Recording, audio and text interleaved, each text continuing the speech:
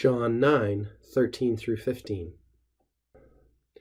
Aducunt eum ad Parisaios qui caecus fuerat. Erat autem sabbatum, quando lutum fecit Iesus, et aperuit oculos eius. Itero ergo interrogabant eum Parisaii, quomodo vidisset.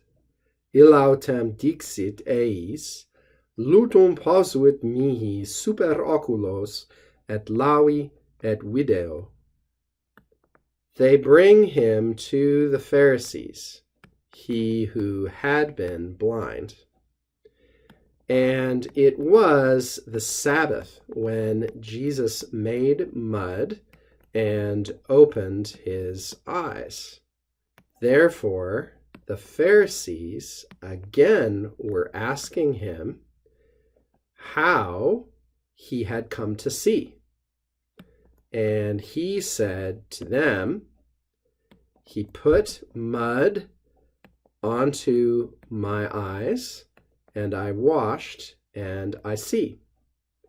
Here we see the man born blind once again giving the testimony of his healing at the hands of Jesus by means of the mud smeared across his eyes that we saw in previous verses. As far as vocabulary is concerned, we don't want to miss sabbatum, a loan word from Hebrew. Shouldn't pose any difficulty. You can probably recognize right away that that is connected to our English word Sabbath, which is, of course, pretty obviously just directly from the Hebrew as well. One thing to notice is just that the emphasis or the stress accent falls on the first syllable, sabbatum. Easy way to remember that is just to say Sabbath to yourself. We also have seen lutum, mud, before in previous verses, so here it pops up again. This is a word that hopefully you will remember in your longer-term memory now that you've had to see it so many times.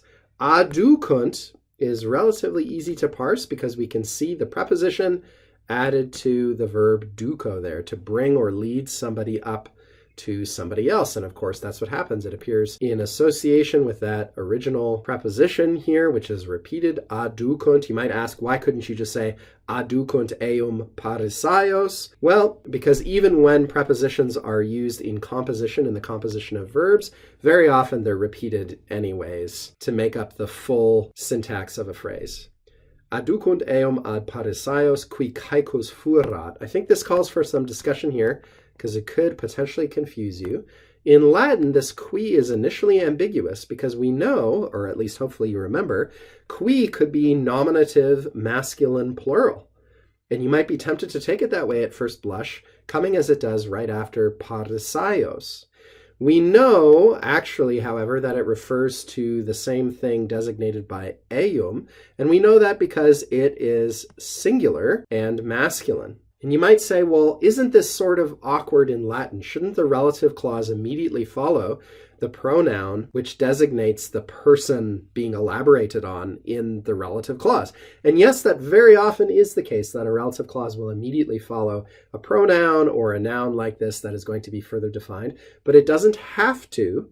And this wouldn't be confusing in Latin the way it would be in English. And that's because of a key difference between the Latin and English languages.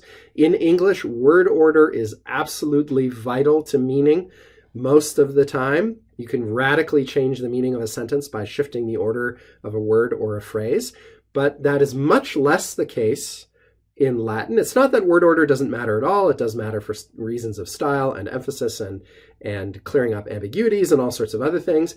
But because caecus and fuerat, by their very forms, can only refer back to a singular antecedent, the Latin reader can come across this whole relative clause in any place and still relatively securely attribute it to the right thing, connect it with the right antecedent, that is, because all the clues are there, and one's brain, when one has been trained to read Latin, whether as a native speaker or as we have to do as people learning Latin as a second or third or whatever language, one just gets used to very quickly, even as a kind of unconscious process, simply seeing these connections and linking them up with the right things. So, aducunt eum ad Parisaios, qui caecus fuerat, who had been, and don't miss the pluperfect form here, who had been blind, i.e. is no longer blind because he's been healed. And it was the Sabbath when Jesus made the mud and opened, third person singular, perfect active indicative, when Jesus opened his eyes. Therefore, again, the Pharisees were asking him how he had seen. Now, hopefully you clued in right away to the fact that when you're talking about reported speech, that is, you're not saying something directly, you're not saying something in quotation marks, so to speak, but you're relating it secondhand, and there's a question embedded in what you're relating. You've got to have a verb in the subjunctive mood, which is what we have here, in the appropriate tense, which is indicating time prior, in this case, to the action of the main verb. That is, he had begun to see before this time now that we're talking about, in which they were asking him questions.